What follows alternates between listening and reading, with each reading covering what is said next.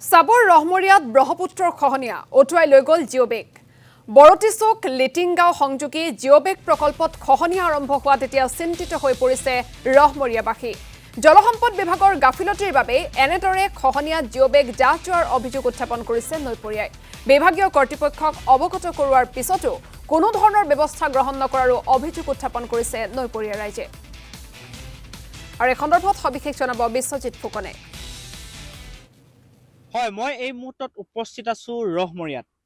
আৰু ৰহমৰীয়াৰ বৰতিচুকত এতিয়া প্ৰবল খহনীয়াই ভয়াৱহ ৰূপ ধাৰণ কৰিছে। ব্ৰহ্মপুত্ৰৰ খহনীয়াত এতিয়া ৰহমৰীয়াবাসী ৰাইজ চিন্তিত হৈ পৰিছে, কাৰণ ব্ৰহ্মপুত্ৰৰ পৰা ৰহমৰীয়াবাসী ৰাইজক ৰক্ষা কৰিবৰ কাৰণে ইয়াত জিঅ'বেগ দিয়া হৈছিল।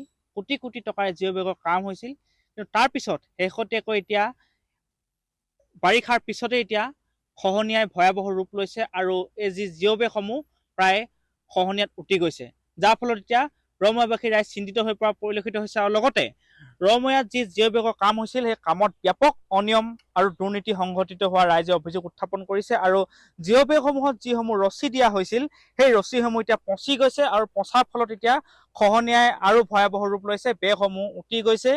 এফালে খহনীয়া আৰু আনফালে জিঅ'বেগৰ কামত হোৱা অনিয়মৰ বাবে এতিয়া ৰহমৰীয়াবাসী ৰাইজ চিন্তিত হৈ পৰিছে। এই মুহূৰ্তত আমি প্ৰতিদিন টাইমৰ দৰ্শকসকলক দেখুৱাইছো, চাওক ৰছীসমূহ কেনেদৰে ছিগি গৈছে আৰু জিঅ'বেগসমূহ কেনেদৰে পানীত এফালে খহনীয়া আৰু জিঅ'বেগসমূহ পৰি গৈছে। এই মুহূৰ্তত যদি মই পৰিৱেশটো দেখুৱাওঁ দৰ্শকসকলক, চাওক আপোনালোকে, এয়া এতিয়া ৰহমৰীয়াৰ বৰ্তমান পৰিৱেশ। কিন্তু চৰকাৰে কোটি কোটি টকাৰ ৰহমৰীয়া গৰাখহনীয়া সমস্যা সমাধান কৰিবৰ কাৰণে জিঅ'বেগৰ কাম কৰিছিল। তাৰ পিছত কিন্তু বৰ্তমান সময়ত এতিয়া সেই জিঅ'বেগ কিন্তু এতিয়া ৰছীসমূহ পচি যোৱা পৰিলক্ষিত হৈছে, নিজে নিজে ছিগি গৈছে, আৰু যাৰ ফলত খহনীয়াই অধিক ৰূপ লোৱা দেখা পাইছে। মই স্থানীয় এজন ব্যক্তি আছে, তেখেতৰ পৰা জানিবলৈ চেষ্টা কৰিম। দেখিছো ইয়াত জিঅ'বেগৰ কাম আপোনালোকৰ ইয়াত হৈছিল, চৰকাৰে কোটি কোটি টকা খৰচ কৰিছে ৰহমৰীয়াবাসীক ৰক্ষা কৰিবৰ কাৰণে, কিন্তু শেহতীয়াকৈ দেখা পাইছো খহনীয়া হৈছে আৰু ৰছীসমূহ যিসমূহ কাম হৈছিল জিঅ'বেগৰ ৰছীসমূহ ছিগি যাব ধৰিছে। কি ক'ব? গোটেই যিটো ৰহমৰীয়াৰ যিটো খহনীয়া 9 কিলোমিটাৰ যিটো বেংক ইতিমধ্যে গোটেইটো ফিল আপ হৈছে, কিন্তু ফিল আপ হৈছে যদিও এই 2017-18 পৰা যি কাম আৰম্ভ হ'ল, তাত ব্যাপক দুৰ্নীতি আৰু অনিয়ম হৈছে। তাত আমি ক'ব বিচাৰিছোঁ যে তাত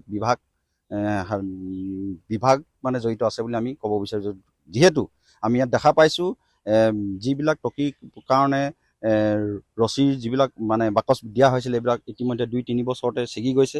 পুৰণা যিটো কাম হৈছিলে সেইটো আজিলৈকে ছিগা নাই। আজি মানে 10-12 বছৰ হৈ গ'ল, সেইটো আজিলৈকে সেইবিলাক ৰছী ছিগা নাই। খহনীয়া হৈছে, ৰছীবোৰ নিজে নিজে ছিগি গৈছে। ৰছীবোৰ ছিগি গৈছে, ৰ'দত বা বৰষুণত পাৰি এনেই চুলেই মানে ছিগি যায়।